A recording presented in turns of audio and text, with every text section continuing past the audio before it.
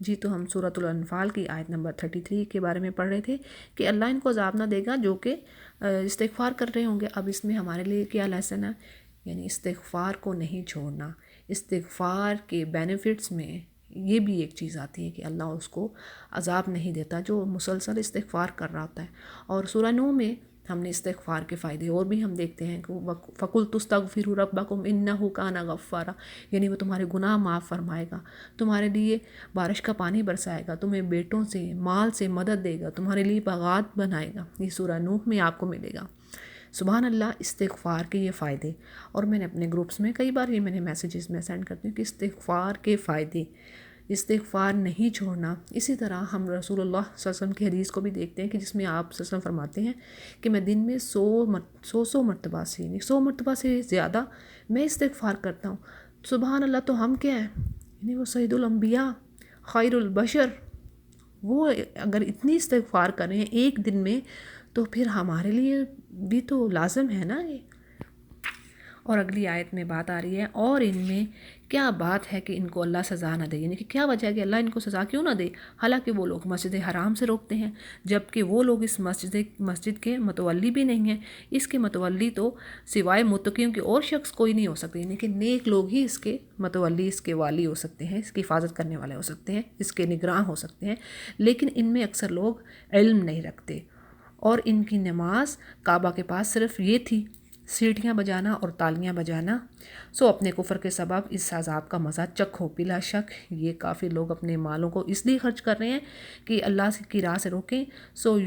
یہ لوگ تو اپنے مالوں کو خرچ کرتے ہی رہیں گے، پھر یہی جو مال، یعنی کہ یہ جو مال خرچ کر رہے ہیں، یہی ان کے لیے باعث حسرت ہو جائے گا۔ یہ بات بھی بڑی سمجھنے کی ہے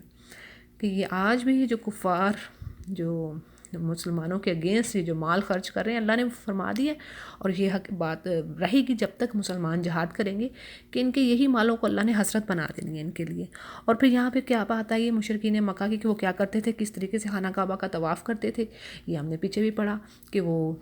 برہنہ ننگا ہو کے خانہ کعبہ کا طواف کرتے تھے، اور پھر کیا کرتے،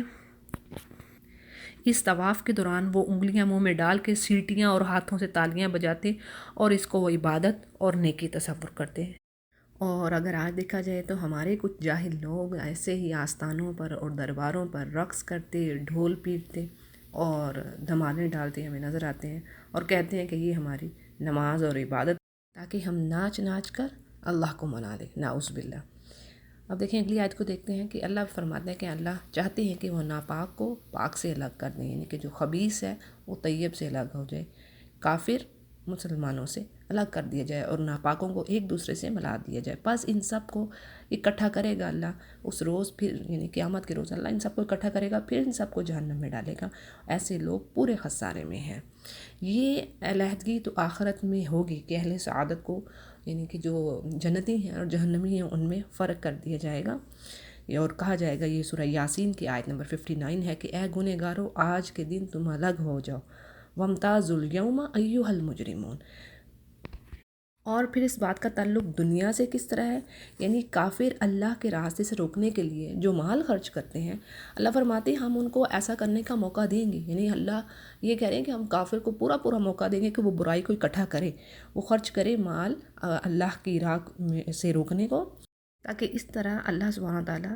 خبیث کو طیب سے، یعنی مومن اور منافق کو اور کافر کو علیحدہ کر دے۔ یہاں پہ ایک بات یہ بھی آتی ہے کہ جب قریش مکہ کو بدر میں شکست ہوئی اور ان کے شکست خوردہ اصحاب واپس مکہ گئے، تو ادھر سے ابو سفیان بھی اپنا تجارتی قافلہ لے کے وہاں پہنچ گیا۔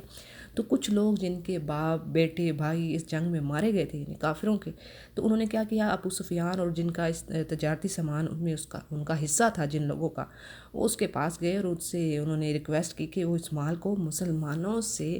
بدلہ لینے کے لیے استعمال کریں، یعنی کہ ان کو وہ مال نہیں چاہیے تھا، انہوں نے کہا اس کو آپ مسلمانوں سے بدلہ لینے کے لیے استعمال کریں، کیونکہ مسلمانوں نے ہمیں بڑا سخت نقصان پہنچایا ہے، اس لیے ہم نے انتقامی جنگ کرنا ہے اور بہت ضروری ہے۔ تو اللہ تعالیٰ نے اس آیت میں پھر یہ جیسے پیچھے بتایا ہے کہ یہ جو ان کے یہ مال ہے وہی میں ان کے لیے حسرت بنا دوں گا جو یہ خرچ کر رہے ہیں۔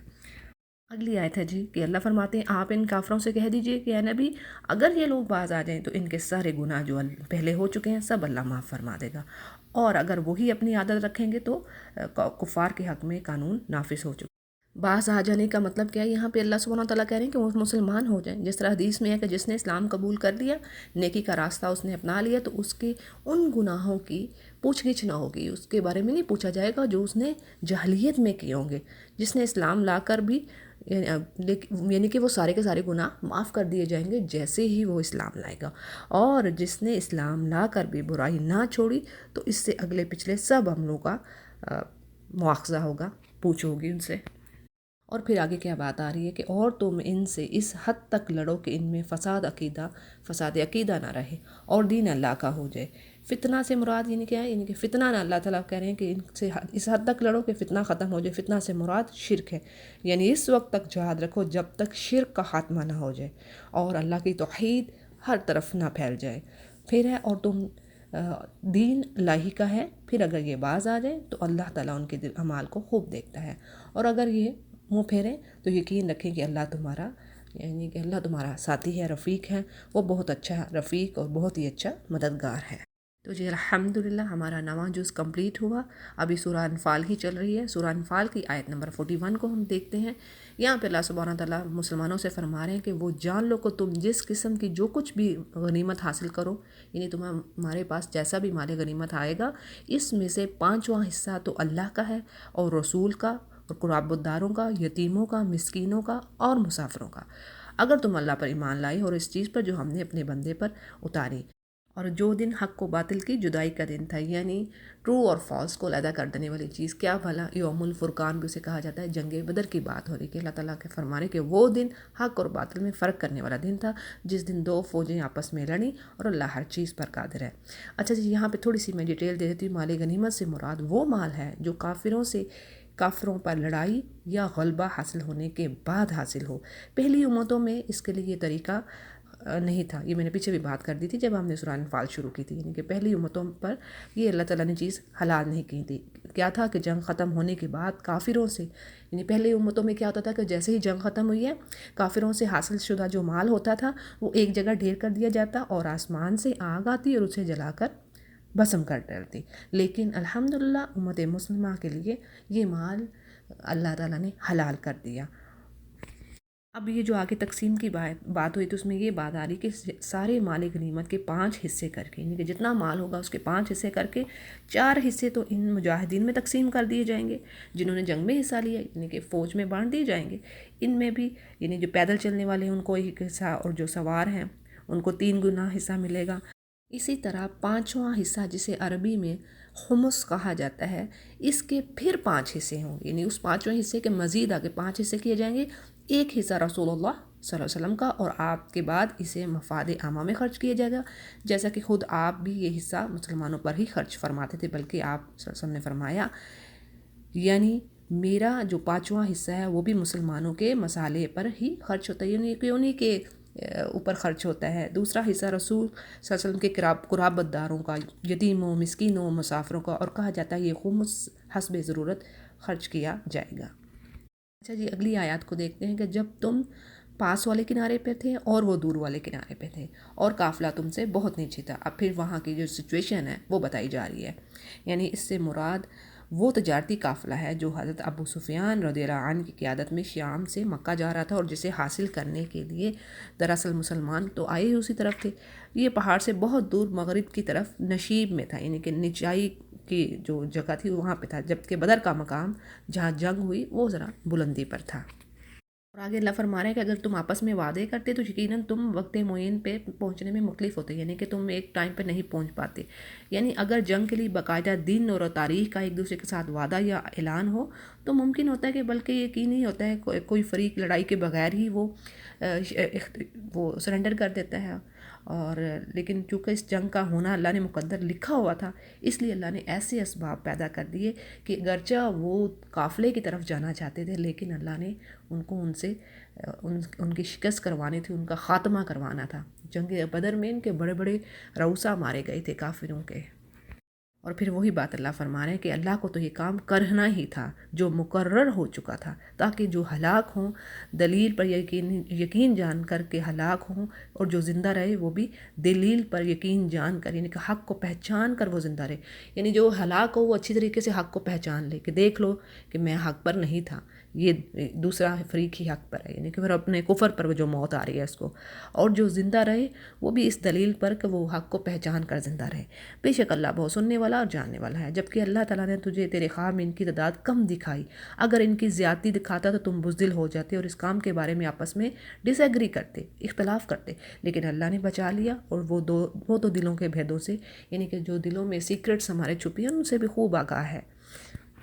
اصلاً کیا بات ہے اس کے پیچھے کہ اللہ تعالیٰ نے نبی کریم صلی اللہ علیہ وسلم کو خواب میں کافروں کی تعداد تھوڑی دکھائی تھی، اور وہی تعداد آپ نے صحابہ کرام سے بیان کر دی، ان کے ساتھ شیئر کر دی، جس سے ان کے حوصلے بڑھ گئے، یعنی اور اس کے برعکس کافروں کی تعداد اگر زیادہ دکھائی جاتی تو اللہ خود ہی فرمایا تو کیا ہونا، ایک تو ان میں لڑنے کی ہمت نہ ہوتی کافروں سے، اور ان میں آپس میں ہو سکتا ہے اختلافات بھی ہوتے۔ بہرحال تو آگے بات ہو رہی ہے کہ اللہ تعالیٰ نے ملاقات کے وقت، یعنی جب دونوں فوجوں نے آمنے سامنے ایک دوسرے کو دیکھا تو اللہ نے انہیں تمہاری نگاہوں میں بہت کم کر کے دکھایا اور تمہیں ان کی نگاہوں میں بہت کم کر کے دکھایا، تاکہ اللہ تعالیٰ اس کام کو انجام تک پہنچا دے جو کرنا ہی تھا، یعنی کہ جو کام ہونا تھا اس کو اللہ تعالیٰ کر کے چھوڑے، اور سب کام اللہ ہی کی طرف پھیرے جاتے ہیں۔ اب اگلی آیات میں اللہ سبحانہ تعالیٰ مسلمانوں کو ٹیچ کر رہے ہیں کہ کیا اصول، کیا پرنسپلز ہونے ہیں جنگ کے، کہ یہ دیکھو اے ایمان والو، جب تم کسی فوج سے بھیڑ جاؤ، یعنی if you meet a force then firm, یعنی کہ ثابت قدم رہو اور اللہ کا ذکر کثرت سے کرتے رہو تاکہ تمہیں کامیابی حاصل ہو، تم سکسیسفل ہو، اور اللہ کی اور اس کے رسول کی فرما برداری کرتے رہو، آپس میں اختلاف نہ کرنا ورنہ بزدل ہو جاؤ گے اور تمہاری ہوا اکھڑ جائے گی، اور صبر رکھو، یقیناً اللہ تعالیٰ صبر کرنے والوں کے ساتھ ہیں۔ یعنی مسلمانوں کو لڑائی کے کیا آداب بتائے جا رہے ہیں، ایٹیکیٹس بتائے جا رہے ہیں۔ نمبر 1 کہ وہ ثابت قدم رہیں، نمبر 2 وہ اللہ کا کثرت سے ذکر کریں، اور پھر تیسری بات کہ اللہ اور رسول کی اطاعت، اس کی اوبیڈینس رکھیں۔ دیکھیں یہ تو ہر حال میں ضروری ہے نا، جنگ ہے یا نہیں ہے، لیکن ایک میدان جنگ میں اس بات کی اہمیت اور زیادہ بڑھ جاتی ہے کہ اللہ اور رسول کی اطاعت کرنی ہے، ذکر کرنا ہے، اور پھر نافرمانی سے بچنا ہے، اور آپس کے اختلافات، آپس کے ڈفرینسز سے بچنا ہے، کیونکہ اس آپس کے ڈفرینسز سے کیا ہوگا، جب ایک دوسرے کے اندر تنازع ہوگا آپس میں ہی، تو پھر مسلمانوں کو توڑنے کے لیے دشمنوں کو بڑا اچھا موقع ملے گا، اور وہ ان کو آسانی سے توڑے گا اور آسانی سے ختم کرے گا۔ اور پھر آگے آیت آ رہی ہے کہ اللہ فرما رہے ہیں دیکھو ان جیسے نہ بننا جو اتراتے ہوئے لوگوں میں خود نمائی کرتے ہوئے اپنے گھروں سے، یعنی شو آف کرتے ہوئے گھروں سے نکلے چلے، اور اللہ کی راہ سے وہ روکتے تھے۔ یعنی ان سے مراد مشرکین مکہ جب اپنے قافلے کی حفاظت اور لڑائی کے نیت سے نکلے تو بڑے اتراتے ہوئے فخر اور غرور کے ساتھ وہ نکلے تھے، اور مسلمانوں کو اللہ فرما رہے ہیں کہ یہ مسلمانوں کا شیوا نہیں ہے، اور جو کچھ وہ کر رہے تھے اللہ اسے گھیر لینے والا تھا، جبکہ ان کے اعمال شیطان نے انہیں بڑے زینت والے بنا کے رکھ دیے ان کے لیے، یعنی Satan made their evil deed seem fair to them, اور یعنی کہ ان کے لیے بڑے اچھے وہ لگ رہے تھے ان کے جو برے کام تھے، اور وہ لوگوں سے کیا کہہ رہا تھا، یعنی شیطان کے تم پر آج کوئی غالب نہیں آ سکتا، اور خود بھی میں تمہارا مددگار ہوں۔ لیکن جب دونوں جماعتیں یعنی کہ دونوں پارٹیز آمنے سامنے کھڑی ہوئی تو اپنے وہ ایڑیوں کے پل پیچھے ہٹ گیا اور کہنے لگا کہ میں تم سے بری ہوں، اور وہ میں دیکھ رہا ہوں، یعنی میں وہ چیز دیکھ رہا ہوں جو تم نہیں دیکھ رہے، میں اللہ سے ڈرتا ہوں، اللہ سخت عذاب دینے والا ہے۔ اس آیت کے بارے میں ہے کہ مشرکین جب مکہ سے روانہ ہوئے تو انہیں اپنے دشمن قبیلے بنی بکر بن کنانہ سے اندیشہ تھا، یعنی فیئر تھا انہیں کہ وہ پیچھے سے انہیں نقصان نہ پہنچائے، چنانچہ شیطان جو تھا، یعنی شیطان بذات خود سراقہ بن مالک کی صورت بنا کر آیا، یعنی وہ انسانی شکل میں آیا، جو بنی بن بکر بن کنانہ کے ایک سردار تھے، اس کی شکل میں وہ آیا، اور انہیں نہ صرف فتح غلبہ کی بشارت تھی بلکہ اس نے کہا کہ میں تمہارا حمایتی ہوں اور میں تمہارا مددگار ہوں۔ لیکن جب ملائکہ کی صورت میں، یعنی جب اس نے فرشتوں کو دیکھا، اللہ کی مدد آتی ہوئی نظر آئی تو وہ ایڑیوں کے بل پاک کھڑا ہوا۔ اگلی آیت میں ہپوکریٹس کیا کہہ رہے ہیں، یعنی منافق کہتے ہیں اور جن کے دلوں میں روگ ہے کہ انہیں تو ان کے دین نے دھوکے میں ڈال دیا، یعنی مسلمانوں کو تو ان کے دین نے دھوکے میں ڈال دیا، اور اللہ فرما رہے ہیں جو اللہ پر بھروسہ کرے اللہ بلا شبہ غلبے والا اور حکمت والا ہے۔ یعنی ان سے مراد کون سے لوگ ہیں، یا تو وہ نئے نئے مسلمان ہوئے تھے، یا اس سے مراد مشرکین ہیں، اور یہ بھی ممکن ہے کہ مدینہ میں رہنے والے یہودی اس آیت سے مراد ہوں۔ یعنی ان کی تعداد تو دیکھو، اب وہ کیا کہتے تھے کہ ان کی تعداد دیکھو، ان کا جو حال دیکھو، ان کے پاس کوئی سامان نہیں ہے، لیکن یہ مقابلہ کرنے چلے ہیں مشرکین مکہ سے جو تعداد میں کہیں ان سے زیادہ، اور اس طرح ان کے پاس جو ویپن ہے، سامان حرب ہے وسائل سے، اور وہ مالا مال ہیں۔ معلوم ہوتا ہے کہ ان کے دین نے ان کو دھوکے میں ڈال دیا ہے، اور یہ بات ان کو سمجھ نہیں آ رہی۔ اب آگے کیا بات ہے، کاش کہ تو دیکھتا۔ اب اللہ فرمانے کہ اللہ حکمت والا، اللہ غلبے والا ہے۔ دیکھیں اللہ نے اس دن پھر کیا سچ کر دکھایا، تبھی تو اس کو یوم الفرقان کہا جاتا ہے کہ جو چیز انبلیویبل چیز جو تھی وہ اللہ نے کر دکھائی، وہ دکھا دی مسلمانوں کو بھی اور کافروں کو بھی۔ جی تو سورۃ الانفال کی ہم آیت نمبر 50 کو دیکھتے ہیں، جس میں اللہ سبحانہ وتعالیٰ فرماتے ہیں کہ کاش کہ تو وہ وقت دیکھتا جب کہ فرشتے کافروں کی روح قبض کرتے ہیں اور ان کے منہ پر اور ان کے سرینوں پر، یعنی ان کے فیسز پر اور ان کی بیکس پر مارتے اور کہتے کہ تم جلنے کا عذاب چکھو۔ یعنی اس کی ریزن کیا ہے، تمہارے وہ کام جو تم نے اپنے ہاتھوں سے آگے بھیج رکھے ہیں، بے شک اللہ اپنے بندوں پر ظلم نہیں کرنے والا۔ اچھا جی، بعض مفسرین کے نزدیک جنگ بدر میں قتل ہونے والے مشرکین کے بارے میں ہے کہ حضرت ابن عباس رضی اللہ عنہ سے روایت ہے کہ جب مشرکین مسلمانوں کی طرف آتے تو مسلمان ان کے چہروں پر تلوار مارتے، جس سے بچنے کے لیے وہ پیٹھ پھیر کر بھاگتے تو فرشتے ان کے بیکس پر ان کے تلواریں مارتے۔ لیکن یہ آیت یہاں پہ انہوں نے کہا جا رہا ہے کہ یہ آیت عام ہے، ہر کافر و مشرک اس میں شامل ہے۔ یعنی مطلب کیا ہے کہ موت کے وقت فرشتے اور سورہ محمد میں بھی ہم پڑھتے ہیں نا کہ موت کے وقت فرشتے کیا کرتے ہیں، کافروں کے فیسز پہ اور ان کے بیکس پر مارتے ہیں اور ان کی پھر جانوں کو نکالتے ہیں۔ اگلی آیت میں کیا بات آ رہی ہے، کذاب بآل فرعون والذین من قبلہم، یعنی ان کے حال فرعونیوں کے جیسے ہیں اور جو لوگ ان سے پہلے گزرے، یعنی فرعونیوں سے جو پہلے گزرے، کہ انہوں نے اللہ کی آیتوں سے کفر کیا، بس اللہ نے ان کے گناہوں کے باعث انہیں پکڑ لیا، اور اللہ تعالیٰ یقیناً قوت والا اور سخت عذاب والا ہے۔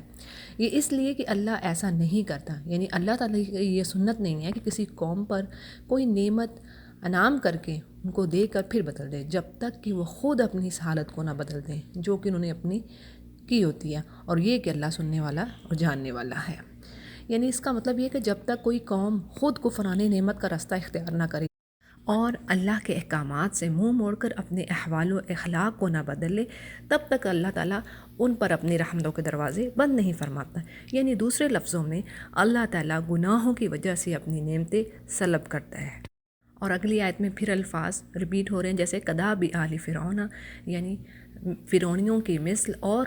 وہ لوگ جو ان سے پہلے گزر گئے، یعنی کہ فرعون سے پہلے، اور انہوں نے اپنے رب کی باتوں کو جھٹلایا، بس ان کے گناہوں کے باعث ہم نے انہیں برباد کیا اور فرعونیوں کو ڈبو دیا۔ یہ سارے ظالم تھے۔ تمام جانداروں سے بدتر اللہ کے نزدیک وہ ہیں جو کفر کریں پھر وہ ایمان نہ لائیں۔ اب دیکھیں یہاں پہ جو ورڈ استعمال ہوئے ہیں، شرت دواب، جو لغوی معنی کے لحاظ سے تو انسان اور چوپایوں یعنی سب پر بولا جاتا ہے، انسانوں پر بھی اور چوپایوں پر بھی جو چار ٹانگیں رکھنے والے جانور ہیں، لیکن عام طور پر اس کا استعمال یعنی جنرلی اس کا جو استعمال ہے چوپایوں کے لیے ہوتا ہے۔ گویا یہاں پہ اللہ سبحانہ وتعالیٰ فرما رہے ہیں کہ جو کافر ہیں وہ اللہ کے نزدیک ان جانوروں سے بھی بدترین ہیں جو کہ کوئی سمجھ نہیں رکھتے۔ اگلی آیت میں اللہ سبحانہ وتعالیٰ آپ صلی اللہ علیہ وسلم سے فرما رہے ہیں کہ اگر آپ نے کسی سے عہد و پیمان کر لیا، ایگریمنٹ کر لیا، پھر بھی وہ اپنے عہد و پیمان کو ہر مرتبہ توڑ دیتے ہیں اور وہ بالکل پرہیز نہیں کرتی اس بات سے، یعنی کہ وہ باز نہیں آتے۔ یہ جو آیت ہے اس میں کافروں کی ایک عادت بیان کی گئی ہے کہ وہ ہر بار اب سے ایک پرومس کر کے، ایک ایگریمنٹ کر کے اس کے بعد اس سے پھر جاتے ہیں، اور بعض لوگوں نے اس سے یہودیوں کے قبیلے بنو قریظہ کو مراد لیا ہے، جن سے رسول اللہ صلی اللہ علیہ وسلم کا یہ معاہدہ تھا، وہ کافروں کی مدد نہیں کریں گے، لیکن انہوں نے اس کی پاسداری، یعنی کہ they didn't keep their words۔ اور پھر اگلی بات آ رہی ہے کہ پس جب کبھی تو لڑائی میں ان پر غالب آ جائے، یعنی آپ کو وکٹری ہو، تو انہیں ایسے ہی مار مار کے ان کے پچھلے بھی بھاگ کھڑے ہوں، کہ ان کو عبرتناک سزا دینی چاہیے، ہو سکتا ہے کہ وہ عبرت حاصل کریں۔ اور اگر تجھے کسی قوم کی خیانت کا ڈر ہو تو برابری کی حالت میں ان کا عہد نامہ توڑ دے، یعنی ان کے ساتھ جو ایگریمنٹ کیا ہے کسی نیشن سے اور اس کے بارے میں آپ کو خدشہ ہے کہ وہ خیانت کرے گی، تو اس سے اللہ یہاں پہ اجازت دے رہے ہیں کہ اس ایگریمنٹ کو ختم کر دینا چاہیے۔ اللہ تعالیٰ خیانت کرنے والوں کو پسند نہیں فرماتا۔ اب یہاں پہ جو بات ہے، یہ خیانت سے مراد یعنی کوئی قوم وہی ایگریمنٹ کر کے اپنے اس کو توڑ دے ایگریمنٹ کو. اور پھر برابری کی حالت کا مطلب ہے کہ انہیں باقاعدہ انہیں پراپر اطلاع کی جائے، انہیں انفارم کیا جائے کہ آئندہ ہمارے اور تمہارے درمیان کوئی معاہدہ نہیں ہوگا، تاکہ وہ دونوں فریق اپنے طور پر اپنی حفاظت کے ذمہ دار ہو جائے اور دونوں پارٹیز کو اچھی طریقے سے بات کلیئر ہو جائے. اب یہ ایگریمنٹ ختم ہو چکا. اچھا جی، یہاں پہ ٹریچرس کے حوالے سے یعنی خیانت کے حوالے سے ایک واقعہ آپ کے آگے رکھتی ہوں. حضرت معاویہ رضی اللہ عنہ اور رومیوں کے درمیان ایک ایگریمنٹ تھا. جب معاہدے کی مدت ختم ہونے کے قریب آئی تو حضرت معاویہ رضی اللہ عنہ نے روم کی سرزمین کے قریب اپنی فوجیں جمع کرنا شروع کر دیں، اور ان کا آبجیکٹو کیا تھا کہ معاہدے کی مدت ختم ہوتے ہی رومیوں پر حملہ کر دیا جائے. ایک صحابی حضرت عمر بن عبسہ رضی اللہ عنہ کے علم میں یہ بات آئی تو انہوں نے اس سے غدر سے تعبیر کیا، یعنی اس کو انہوں نے ٹریچرس سے، خیانت سے تعبیر کیا اور کہا کہ یہ اللہ کو یہ بات ناپسند ہے. پھر ایک حدیث رسول بیان فرما کے اسے معاہدے کی خلاف ورزی قرار دیا، یعنی انہوں نے ایک حدیث بتائی اور کہا کہ یہ آپ کے ایگریمنٹ کی خلاف ورزی ہے، جس پر حضرت معاویہ رضی اللہ عنہ نے اپنی فوجیں واپس بلا لیں. اب اگلی بات آ رہی ہے کہ اللہ فرماتے ہیں کافر یہ خیال نہ کریں کہ وہ بھاگ نکلے، یقیناً وہ عاجز نہیں کر سکتے، یعنی کہ اللہ کو عاجز نہیں وہ کر سکتے اس بات سے. تم ان کے مقابلے میں، اب یہاں پہ مسلمانوں کو ہدایت دی جا رہی ہے کہ وہ ان کے مقابلے میں اپنی طاقت ہر قوت کی تیاری کرو اور گھوڑے تیار رکھو کہ اس سے تم اللہ کے دشمنوں کو خوفزدہ رکھ سکو اور ان کے سوا اوروں کو بھی جنہیں تم نہیں جانتے، اور انہیں اللہ خوب جانتا ہے.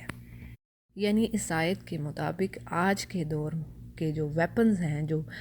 جدید قسم کے جو ہتھیار ہیں، ان کی تیاری مسلمانوں کو ہر وقت رکھنی ہے، جیسے میزلز ہو گئے، ٹینکس ہو گئے، بم ہو گئے اور جنگی جہاز وغیرہ. یہ سب کے سب یہ نہایت ضروری ہے، کیونکہ اللہ فرما رہے ہیں کہ تمہارے کچھ ایسے دشمن بھی ہیں، کچھ تو ہو سکتا ہے ہمارے سامنے ہمیں کھلے ہوئے نظر آ رہے ہیں، لیکن کچھ ایسے ہیں جن کو اللہ جانتا ہم نہیں جانتے. یعنی آپ کہہ لیں کہ دوسرے لفظوں میں کہ چھپے ہوئے آستین کے سانپ، چھپے ہوئے سانپ، تو وہ اس کے بارے میں تو اللہ کو ہی خبر ہے. اور پھر آگے بڑی پیاری بات آ رہی ہے کہ جو کچھ بھی اللہ کی راہ میں صرف کرو گے وہ تمہیں پورا پورا دیا جائے گا اور تمہارا حق نہ مارا جائے گا. اور یعنی یہاں پہ اللہ سبحانہ تعالیٰ ایک میسج دے رہے ہیں تمام مسلمانوں کے لیے کہ دیکھو، اگر حالات جنگ کی میں یعنی کہ کچھ خرچ کرنا پڑ رہا ہے، کچھ دینا پڑ رہا ہے اللہ کی راہ میں مجاہدین کے لیے، تو دیکھو یہ تم جو کچھ بھی کرو گے تمہیں اس کا پورا پورا اللہ صلہ دے گا اور ذرا بھی ظلم نہ ہوگا. پھر آگے بات کیا آ رہی ہے کہ اللہ فرماتے ہیں کہ اگر تمہارے دشمن یہ صلح کی طرف جھکے تو تم بھی صلح کی طرف جھکو اور اللہ پر بھروسہ رکھو، یقیناً وہ بہت سننے والا جاننے والا ہے. یعنی اگر جنگ کی بجائے وہ صلح کرنا چاہتے ہیں تو ٹھیک ہے، اللہ فرما رہے کہ تم بھی صلح کی طرف مائل ہو. اور اگر صلح سے دشمن کا مقصد دھوکہ یعنی کہ تم لوگوں کو چیٹ کرنا ہو تو بھی گھبرانے کی ضرورت نہیں ہے. یعنی کہ اللہ فرما رہے کہ اللہ پر بھروسہ رکھو اور یہ کام کر لو، جو یعنی کہ صلح کا کام کر لو اگر وہ صلح کر رہے ہیں. لیکن یہاں پہ ایک چیز میں مینشن کرتی چلوں، جو تفسیر احسن البیان میں بات ہوئی ہے، وہ یہ کہ یہ صلح کی اجازت ایسی حالات میں ہوگی جب مسلمان کمزور ہوں اور صلح میں اسلام اور مسلمانوں کا فائدہ ہو. لیکن جب معاملہ اس کے برعکس ہو، یعنی کہ اس کے اپوزٹ اگر سچویشن ہو، یعنی مسلمانوں کے پاس قوت ہو، پاور ہو اور سورسز ہوں ان کے پاس تو اور وہ یونیک ہوں، تو کافر اور کمزور پھر اور ان سے جو ہے وہ معاہدہ نہیں کرنا، پھر ان سے صلح کی بجائے کافروں کی جو قوت و شوکت کو توڑنا ضروری ہے. اور اگلی آیت میں اللہ سبحانہ وتعالیٰ نبی کریم صلی اللہ علیہ وسلم سے فرما رہے ہیں کہ اگر وہ تجھ سے دغا بازی کرنا چاہیں، یعنی کہ اگر یہ جو آپ کے دشمن ہیں if they intend to deceive you، تو کیا ہے، اللہ تجھے کافی ہے، اس نے اپنے مدد سے مومنوں سے تیری مدد کی اور ان کے دلوں میں باہمی محبت ڈال دی. اور زمین میں جو کچھ ہے اگر آپ سارا کا سارا بھی خرچ کر ڈالتے تو بھی ان کے دلوں کو آپس میں نہ جوڑ پاتے، تو یہ اللہ ہی نے ان کے دلوں میں محبت ڈالی اور ان کے دلوں کو ایک کر دیا. ان آیات میں اللہ سبحانہ تعالیٰ نبی کریم صلی اللہ علیہ وسلم اور بلیورز پر یعنی مومنوں پر یہ بہت بڑا احسان اپنا بتا رہے ہیں. کیا کہ اللہ فرماتے ہیں کہ آپ کی مدد ہم نے مومنوں سے کی ہے، آپ کے جو سچے بلیورز ہیں، جو آپ کے کمپینینز ہیں، انہوں نے آپ کی مدد فرمائی. اور یہ مدد اصل میں کس نے کی؟ اللہ نے کی. کیونکہ دیکھیں اللہ تعالیٰ فرما رہے ہیں کہ جو محبت ان کے دلوں میں ڈالی، جیسے اسلام سے پہلے کیا حال تھا، یعنی ایک دوسرے کے خون کے پیاسے تھے، اب ایک دوسرے کے جانثار بن گئے۔ پہلے ایک دوسرے کے وہ ازدی دشمن تھے، جیسے اب ہم انصار کے قبیلہ کے بارے میں ہی دیکھتے ہیں کہ کیا حالات تھے ان کے۔ اب پہلے ایک دوسرے کے دشمن تھے، اب وہ آپس میں رحیم اور شفیق اور دوست بن گئے، اور صدیوں پرانی باہمی یہ جو عداوت ہے، جو دشمنی تھی، وہ اللہ نے اس کو ختم کر دیا اور آپس میں ان کے پیار اور محبت کو ڈال دیا۔ تو اللہ تعالیٰ فرماتے ہیں یہ اللہ کا بہت بڑا احسان ہے۔ اور دیکھیں یہ بات کتنی خوبصورت آیت ہے کہ اللہ نے فرمایا کہ اگر دنیا کے خزانے، دنیا بھر کے خزانے بھی آپ خرچ کر دیتے تو آپ ان کے دلوں کو ایک نہ کر سکتے، یعنی کہ یہ سراسر اللہ کا فضل ہے۔ جیسے یہاں پہ ایک واقعہ کہ نبی کریم صلی اللہ علیہ وسلم نے غنائم حنین کے موقع پر انصار سے ایڈریس کرتے ہوئے، ان کو خطاب کرتے ہوئے فرمایا کہ اے انصار، یعنی اے جماعت انصار، کیا یہ واقعہ نہیں، کیا یہ حقیقت نہیں کہ تم گمراہ تھے، اللہ نے میرے ذریعے تمہیں ہدایت نصیب فرمائی، تم محتاج تھے، اللہ نے تمہیں میرے ذریعے سے خوشحال کر دیا، تم ایک دوسرے سے الگ تھے، دشمنی تھی نا آپس میں ان کے قبیلوں میں، اللہ نے میرے ذریعے تمہیں آپس میں جوڑ دی، یعنی کہ یہ نبی کریم صلی اللہ علیہ وسلم ان کو احسانات جتلا رہے تھے جماعت انصار کو۔ نبی کریم صلی اللہ علیہ وسلم جو بات کہتے، انصار اس کے جواب میں یہی کہتے کہ اللہ و رسولہ آمن، اللہ اور اس کے رسول کے احسانات اس سے کہیں زیادہ ہے۔ یہ صحیح بخاری کی روایت ہے۔ پھر آگے آیت آ رہی ہے جی کہ وہ غالب اور حکمتوں والا ہے، اے نبی تجھے اللہ کافی ہے، اور مومنوں کو جو تیری، اور یعنی مومنوں کو بھی اور آپ کو بھی کہ جو آپ کو فالو کر رہے ہیں، اے نبی ایمان والوں کو جہاد کا شوق دلاؤ، اگر تم میں 20 بھی صبر کرنے والے ہوں گے تو وہ 200 پر غالب رہیں گے، اور اگر تم میں 100 ہوں گے تو 1000 کافروں پر غالب رہیں گے، اس واسطے کہ وہ بے سمجھ لوگ ہیں۔ اس آیت میں آپ صلی اللہ علیہ وسلم کو فرمایا جا رہا ہے کہ آپ صحابہ کرام کو جہاد کی ترغیب دیجیے اور ان کی فضیلت بیان کیجیے، جیسا کہ بدر کے موقع پر مشرکین اپنی بھاری تعداد اور بھاری وسائل کے ساتھ میدان میں موجود ہوئے، تو آپ صلی اللہ علیہ وسلم نے فرمایا ایسی جنت میں جانے کے لیے کھڑے ہو جو جس کی چوڑائی آسمان اور زمین کے برابر ہے۔ ایک صحابی عمیر بن حمام رضی اللہ عنہ نے کہا اس کی چوڑائی آسمان اور زمین کے برابر ہے؟ رسول اللہ صلی اللہ علیہ وسلم نے فرمایا ہاں۔ اس پر انہوں نے باہ باہ کہا، یعنی خوشی کا اظہار کیا اور یہ امید ظاہر کی کہ میں بھی جنت میں جانے والوں میں سے ہوں گا۔ آپ نے فرمایا تم بھی اس میں جانے والوں میں سے ہو گے۔ چنانچہ انہوں نے اپنی تلوار کی میان توڑ ڈالی اور کھجوریں نکال کر کھانے لگے، پھر جو بچی ہاتھ سے پھینک دی اور کہا ان کے کھانے تک میں زندہ رہا تو یہ طویل زندگی ہو جائے گی۔ پھر وہ آگے بڑھے اور دلیری کے ساتھ لڑنے لگے حتیٰ کہ شہادت سے ہمکنار ہو گئے۔ یہ صحیح مسلم کی روایت ہے۔ یعنی اللہ سبحانہ و تعالیٰ نبی کریم صلی اللہ علیہ وسلم کو فرمانے کہ دیکھو اس طریقے سے آپ نے یعنی جہاد کی جو فضیلت ہیں، جو شہادت کے جو درجات ہیں، اور جو مجاہدین کے جو گریڈز ہیں وہ بیٹھ رہنے والوں کے برابر نہیں ہو سکتی۔ اللہ سبحانہ و تعالیٰ نے پیچھے ہم نے سورہ عمران میں پڑھی نا یہ بات کہ بیٹھ رہنے والے اور گھر سے نکل کر جانے والے، یعنی اللہ کی راہ میں لڑنے والے ایک جیسے ہرگز نہیں ہو سکتے، ان کے تو درجات ہی بہت بلند ہیں۔ پھر آگے کیا اللہ خوشخبری دے رہے ہیں کہ دیکھو اگر تم ثابت قدمی سے لڑو گے تو 20 مجاہد 200 پر اور 100 مجاہد 1000 پر غالب آئے گا۔ اچھا جی آگے کیا بات آ رہی ہے؟ اچھا اب اللہ تمہارا بوجھ ہلکا کرتا ہے، وہ خوب جانتا ہے کہ تم ناتوانی میں ہو، یعنی کہ تم ویک ہو، پس اگر تم میں سے 100 صبر کرنے والے ہوں گے تو وہ 200 پر غالب رہیں گے، اور اگر تم میں سے 1000 ہوں گے تو وہ اللہ کے حکم سے 2000 پر غالب رہیں گے، اللہ صبر کرنے والوں کے ساتھ ہے۔ اب جو یہ پیچھے بات گزری، یعنی کہ پچھلا حکم جو تھا یعنی کہ 10 اس کا مطلب یہ تھا کہ 10 کافروں کے لیے 1 مسلمان، تو اب یہ جو حکم تھا تھوڑا صحابہ پہ ہیوی ان کو فیل ہوا، تو اب پھر اللہ نے اس کو ہلکا کیا اور اللہ نے فرمایا یعنی اگر 100 مومن ہیں، 100 مجاہدین ہیں تو وہ 200 کافروں پر غالب آئیں گے، اور اگر اسی طرح 1000 مومن ہوں گے تو وہ اللہ کے حکم سے 2000 پر یعنی 2000 کافروں پر غالب رہیں گے۔ پھر آگے بات آ رہی کہ اللہ فرماتے ہیں نبی کے ہاتھ میں قیدی نہیں ہونے چاہیے جب تک کہ ملک میں اچھی خون ریزی کی جنگ نہ ہو جائے، یعنی کہ جب جنگ ہو رہی ہے تو اچھے طریقے سے ان کو قتل کیا جائے۔ تم دنیا کے مال کو لینا چاہتے ہو اور اللہ کا ارادہ آخرت کا ہے، اور اللہ زوراور اور حکمت والا ہے۔ اگر پہلے ہی سے اللہ کی طرف سے یعنی یہاں پہ اللہ سبحانہ وتعالیٰ یہاں پہ ایک واقعہ میں بتاؤں گی بعد میں جی آپ کو کہ اللہ فرماتے ہیں اگر اللہ کی طرف سے یہ بات لکھی نہ ہوتی تو جو کچھ تم نے لے لیا اس کے بارے میں تمہیں بڑی سزا ہوتی۔ اب یہاں پہ تھوڑی سی ڈیٹیل ہم لیتے ہیں، وہ یہ کہ جنگ بدر میں 70 کافر مارے گئے اور 70 قیدی بنا لیے گئے، لیکن یہ کفر و اسلام کا چونکہ پہلا مارکا تھا اس لیے قیدیوں کے بارے میں کیا کیا جائے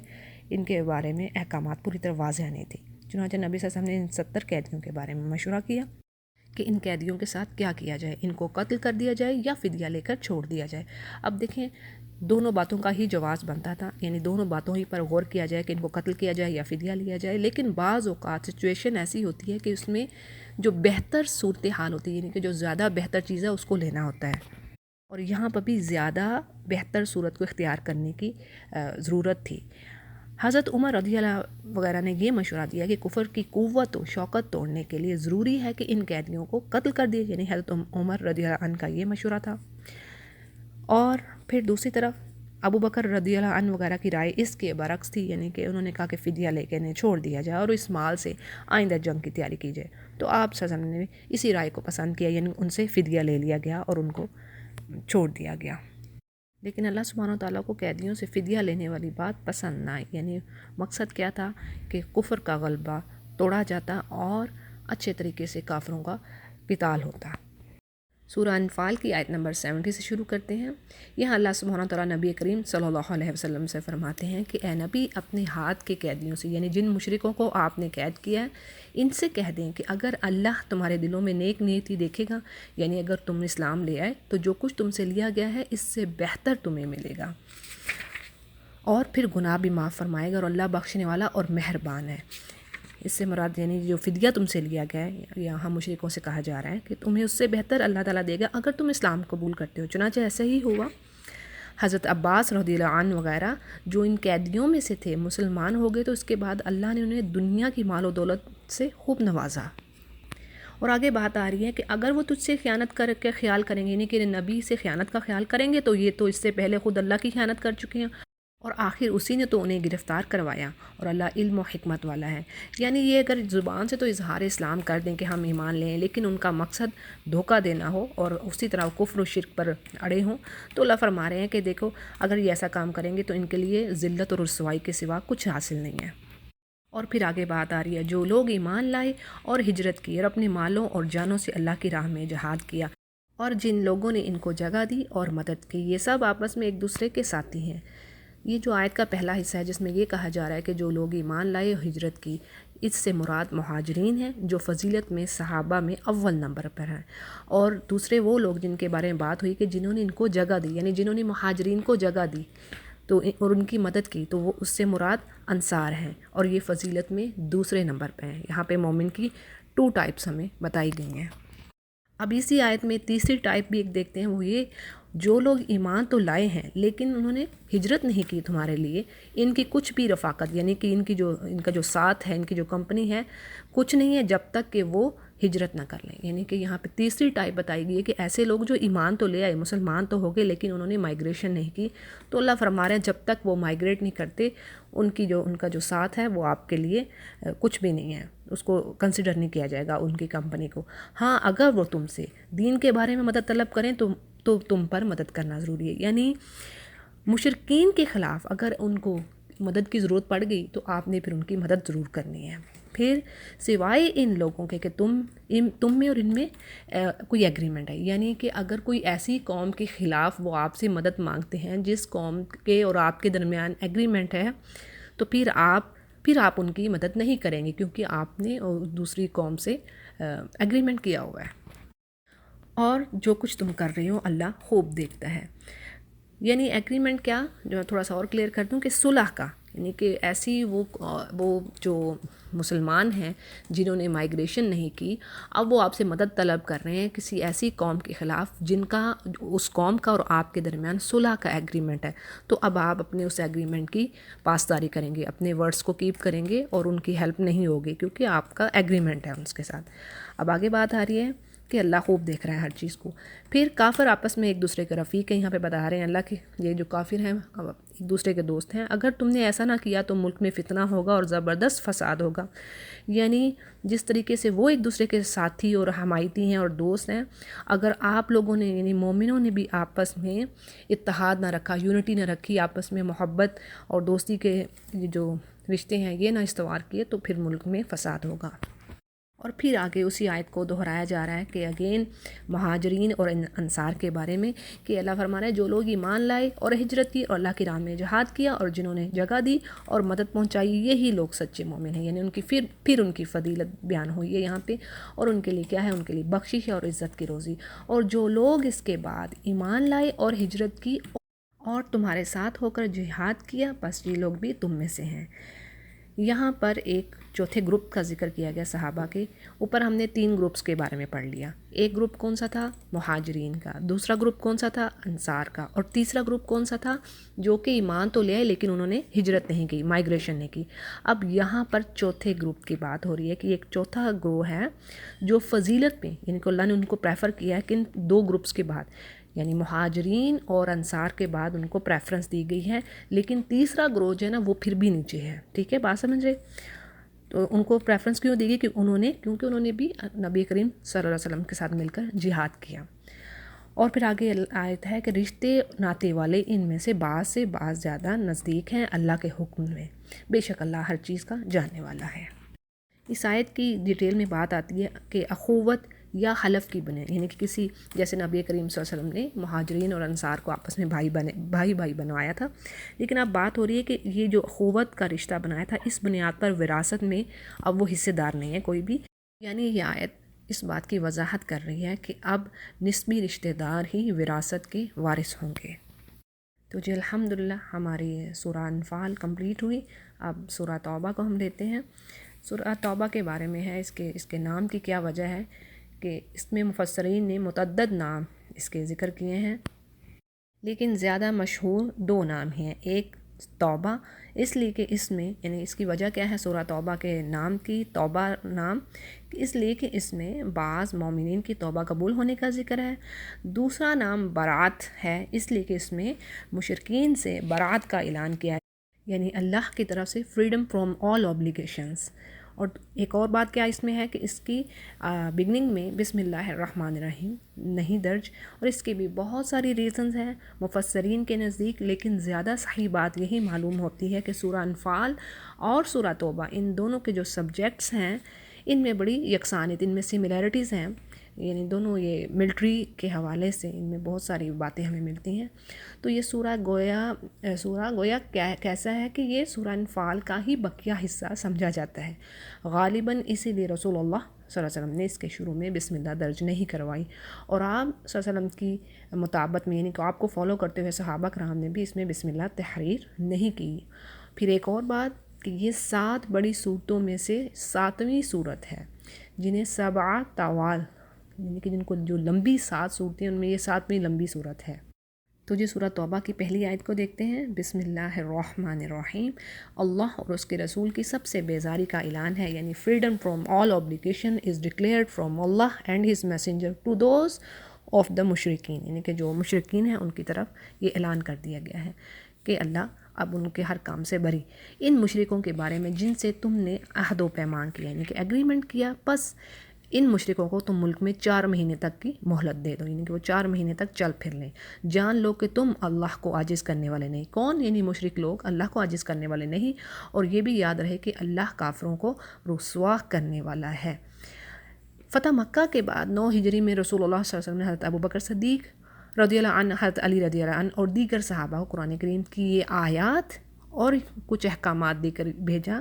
کہ وہ مکے میں جا کے یہ اعلان کر دیں، اعلان عام کر دیں کہ انہوں نے آپ صلی اللہ علیہ وسلم کے اور آپ صلی اللہ علیہ وسلم کے فرمان کے مطابق انہوں نے یہ اعلان کر دیا کہ کوئی شخص بیت اللہ کا عریاں یعنی کہ ننگا ہو کے طواف نہیں کرے گا، اور آئندہ سال کسی بھی مشرک کو بیت اللہ کے حج کی اجازت نہیں ہوگی. یہ صحیح بخاری کی روایت ہے. اچھا جی، اب یہ جو اعلان تھا یعنی برات، یعنی کہ ان مشرکین کی طرف کے لیے کہ صرف ان کے لیے 4 مہینے کا ٹائم پیریڈ دیا گیا تھا کہ یہ 4 مہینے کی مدت ہے، اس کے اندر یا وہ اسلام قبول کر لیں تو ان کو یہاں رہنے کی اجازت ہوگی، یا پھر ان کو یہاں سے نکلنا ہوگا، یہ جزیرہ عرب سے ہی ان کو نکلنا ہوگا. اگر دونوں صورتوں میں سے وہ کوئی بھی اختیار نہیں کریں گے تو وہ ایک حربی کافر شمار ہوں گے جن سے لڑنا مسلمانوں کے لیے ضروری ہوگا. یعنی مشرکین کے لیے 2 کنڈیشن رکھی گئی. نمبر 1 یا تو اسلام قبول کر لیں، اور نمبر 2 وہ جزیرہ عرب سے ہی باہر نکل جائیں، اور ان کے لیے ٹائم پیریڈ 4 مہینے کا دے دیا گیا. اور پھر آگے آیت ہے کہ اللہ اور اس کے رسول کی طرف سے لوگوں کو بڑے حج کے دن صاف اطلاع ہے کہ اللہ مشرکوں سے بیزار ہے اور اس کا رسول بھی، اور اگر اب بھی تم توبہ کر لو، یعنی مشرکوں سے کہا جا رہا ہے کہ تم توبہ کر لو تو تمہارے حق میں بہتر ہے، اور اگر تم پھرتے ہو، یعنی کہ تم اس چیز کو نہیں لیتے، تو جان لو کہ تم اللہ کو ہرا نہیں سکتے، اور کافروں کو دکھ کی مار پہنچا دیجیے۔ اچھا جی، یہاں پہ حج کے بارے میں تھوڑی سی آپ کو ڈیٹیل دے دیتی ہوں کہ صحیح بخاری و مسلم میں اور دیگر صحیح حدیث سے ثابت ہے کہ یوم حج اکبر سے مراد یوم النحر، یعنی جو 10 ذوالحجہ کا جو دن ہے، یہ وہ دن ہے یوم جس کو حج الاکبر کہا جا رہا ہے نا، اس دن سے وہ دن مراد ہے۔ یعنی کہ لوگوں میں یہ جو کانسیپٹ پھیلا ہوا ہے نا کہ جمعے کا جو دن ہے، اگر جمعے والے دن حج ہو گیا تو اس کو حج اکبر کہتے ہیں، تو یہ بے اصل بات ہے، کیونکہ یہاں پہ اللہ سبحانہ وتعالیٰ نے خود ہی فرما دیا ہے کہ یوم الحج الاکبر، یعنی کہ جو 10 ذوالحجہ کا جو دن ہے، کوئی بھی دن ہو، وہ حج الاکبر ہی کہلائے گا۔ اور اس کے برعکس یعنی دوسری طرف جو عمرہ ہوتا ہے وہ اس کو حج اصغر کہا جاتا ہے۔ تو جی اگلی آیت کو دیکھتے ہیں کہ یعنی کہ یہ ساری پیچھے اللہ نے باتیں فرما دی، اللہ نے فرمایا کہ ان مشرکوں سے یہ بات ساری پہنچا دو، لیکن اس سوائے ان کے جن سے تمہارا معاہدہ ہو چکا ہے اور انہوں نے تمہیں ذرا سا بھی نقصان نہیں پہنچایا، نہ کسی کی تمہارے خلاف مدد کی ہے، تم بھی ان کے ساتھ، ان کے جو ایگریمنٹ ہوا ان کے ساتھ، اس کی مدت کو پوری کرو، جتنی بھی جو ٹائم پیریڈ ہے ایگریمنٹ کا اس کو پورا کرو۔ اللہ تعالیٰ پرہیزگاروں کو دوست رکھتا ہے۔ اور پھر حرمت والے مہینوں کے گزرتے ہی مشرکوں کو جہاں پاؤ قتل کرو، انہیں گرفتار کرو، ان کا محاصرہ کر لو اور ان کی طاق میں ہر گھاٹی میں بیٹھو۔ ہاں اگر وہ توبہ کر لیں اور نماز کے پابند ہو جائیں اور زکوٰۃ ادا کرنے لگے، تم ان کی راہیں چھوڑ دو، اللہ یقیناً بخشنے والا اور مہربان ہے۔ یہ مشرکین کی ایک چوتھی قسم ہے، یعنی جس میں اللہ فرما رہے ہیں کہ اگر انہوں نے ایگریمنٹ کیا ہے اور وہ اپنے مسلمانوں کے ساتھ انہوں نے ایگریمنٹ کیا ہوا اور اس کے وہ اگینسٹ بھی نہیں گئے، تو ان کا جو ایگریمنٹ ہے مسلمانوں کو چاہیے کہ وہ اپنے ٹائم پیریڈ اس کو پورا کریں۔ اور جو یہاں پہ حرمت والے مہینوں کی بات آئی اس کے بارے میں ہے، اس میں کچھ اختلافات ہیں مفسرین کے رائے میں، لیکن یہاں پہ میں آپ کے آگے امام ابن کثیر کی رائے رکھتی ہوں کہ وہ کہتے ہیں کہ یہاں اشہر حرم سے مراد وہ حرمت والے مہینے نہیں، یعنی ایک تو 4 مہینے ہیں حرمت والے، اس سے مراد یہ نہیں، یہاں پہ کیا مراد ہے اس آیت میں، یعنی اس سے 10 ذوالحجہ سے لے کے 10 ربیع الثانی تک کے 4 مہینے مراد ہیں۔ انہیں اشہر حرم اس لیے کہا گیا کہ اعلان برات کی روح سے ان 4 مہینوں میں ان مشرکین سے لڑنے، یعنی جو 4 مہینے آگے اوپر پڑھا نا ہم نے، فَسِیحُوا فِی الْأَرْضِ أَرْبَعَةُ أَشْهُرٍ، یہ پڑھی نا کہ 4 مہینے چل پھر لو، اللہ کہہ رہے ہیں مشرکوں سے، تو وہ یہ کہہ رہے ہیں کہ یہ اس سے مراد یہ والے مہینے، یعنی 10 ذوالحجہ سے لے کے 12 ربیع الثانی تک، ٹھیک ہے، اور تاکہ ان کے خلاف یعنی کہ ان کو ٹائم پیریڈ دیا جائے مشرکوں سے اور ان کے خلاف کوئی لڑائی نہیں کی جائے گی۔ اور پھر اس ٹائم پیریڈ یعنی اس مدت کے گزرنے کے بعد انہیں چاہے قیدی بناؤ یا قتل کر دو، یعنی اس بات پہ بھی اکتفا نہیں کرنا کہ وہ تمہیں کہیں ملے، یعنی مسلمانوں کو کہیں ملیں تو پھر وہ کارروائی کریں، بلکہ اللہ فرما رہے ہیں جہاں جہاں ان کے قلعے، ان کی پناہ گاہیں ہوں، وہاں ان کے گھات میں رہو، حتیٰ کہ ان کی جو موومنٹ ہے، نقل و حرکت مشکل ہو جائے،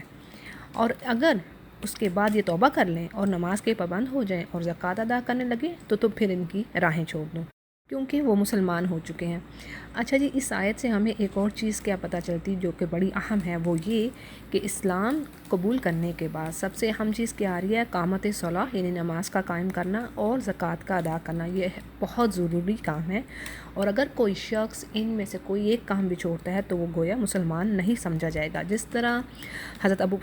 بکر صدیق رضی اللہ عنہ نے جنہوں نے زکوٰۃ نہیں دی تھی، تو انہوں نے ان کے خلاف فرمایا تھا کہ اللہ کی قسم میں ان لوگوں سے ضرور لڑوں گا جو نماز اور زکوٰۃ کے درمیان فرق کریں گے، اور یہ بخاری اس کو روایت کر رہے ہیں۔ اگلی آیت میں آپ صلی اللہ علیہ وسلم سے فرمایا جا رہا ہے کہ اگر مشرکوں میں سے کوئی تجھ سے پناہ طلب کرے تو اسے پناہ دے، یہاں تک کہ وہ اللہ کا کلام سن لے، پھر اسے اپنی جائے پناہ تک پہنچا دیا جائے، یہ اس لیے کہ یہ لوگ بے علم ہیں۔ یہاں پہ یہ بات آ رہی ہے کہ حربی کافروں کے بارے میں ایک رخصت دی گئی، اجازت دی گئی ہے کہ اگر وہ پناہ طلب کرتے ہیں آپ سے تو آپ اپنے حفظ و امان میں رکھیں ان کو، تاکہ کوئی مسلمان انہیں قتل نہ کر سکے، اور تاکہ یہ اللہ کی باتوں کو سنیں اور اسلام کے سمجھنے کا موقع ملے، اور ممکن ہے کہ اس طرح اسے توبہ اور اسلام کی توفیق مل جائے۔ اگلی آیت میں اللہ فرما رہے ہیں کہ کافروں کا عہد اللہ اور اس کے رسول کے نزدیک کیسے رہ سکتا ہے سوائے ان کے جن سے تم نے عہد و پیما یعنی کوئی ایگریمنٹ کیا ہو مسجد حرام کے پاس، جب تک وہ لوگ تم سے معاہدہ نبھائیں تم بھی ان سے وفاداری کرو، اللہ تعالیٰ متقیوں سے محبت رکھتا ہے۔ پھر آگے بات ہو رہی ہے کہ ان کے وعدوں کا کیا اعتبار، یعنی ان کافروں کے جو وعدے ہیں ان کا کوئی اعتبار نہیں ہے، اگر تم پر غلبہ ہو جائے ان کو تو یہ قرابت داری کا بھی خیال نہ کریں اور نہ ہی کسی ایگریمنٹ کا، اور اپنی زبانوں سے تو تمہیں یہ پلیز کر رہے ہیں، تمہیں خوش کر رہے ہیں، لیکن ان کے دل اندر سے نہیں مانتے اور ان میں سے اکثر تو فاسق ہیں۔ یعنی ان کے زبانی باتوں کا کوئی اعتبار نہیں ہے، جو اللہ سبحانہ وتعالیٰ یہاں پہ بیان فرما رہے ہیں کہ اگر تم پہ یہ غالب آ تو کسی رشتہ داری اور عہد کا پاس نہ کریں۔ انہوں نے اللہ کی آیتوں کو بہت کم قیمت پر بیچ دیا اور اس کی راہ سے روکا، تو یہ بہت ہی برا کام ہے جو یہ کر رہے ہیں، اور یہی کام جو یہ مشرکین کا یہاں پہ کام بتایا، دوسرے یہاں سے اس سے یہودی بھی مراد ہیں۔ اور پھر آگے بات آ رہی ہے کہ یہ کسی مسلمان کے حق میں کسی رشتہ داری کا یا عہد کا کوئی لحاظ نہیں کرتے اور یہ ہیں ہی حد سے گزرنے والے، یعنی بار بار وضاحت اللہ بار بار کیوں ریپیٹ کر رہے ہیں، اس سے مقصد کیا ہے تاکہ مشرکین اور یہود کی جو اسلام سے دشمنی ہے اس کو اچھی طریقے سے اس کو کلیئر کر دیا جائے مسلمانوں پر۔ پھر ہے اب بھی اگر یہ توبہ کر لیں اور نماز کے پابند ہو جائیں اور زکوٰۃ دیتے رہیں تو تمہارے دینی بھائی ہیں۔ ہم تو جاننے والوں کے لیے اپنی آیتیں کھول کر بیان فرما رہے ہیں، سبحان اللہ، کہ اللہ تعالیٰ یہ ساری چیزیں بتانے کے بعد پھر آگاہی دے رہے ہیں کہ دیکھو تمہیں چیزیں کھول کر اچھے طریقے سے بتلا دی ہیں کہ یہ ایسے ہیں، یہ ایسے ہیں، نہیں کہ نہ عہد کا پاس رکھنے والے ہیں، نہ اس طریقے سے وہ بیہیو کرنے والے ہیں، اللہ کی آیات کو جھٹلانے والے اور ان پر کم قیمت لے کے ان کو بدل دینے والے، تو یہ ساری چیزیں اللہ سبحانہ تعالیٰ نے ان مسلمانوں کو بتا دی۔ پھر آگے بات ہے کہ اگر یہ لوگ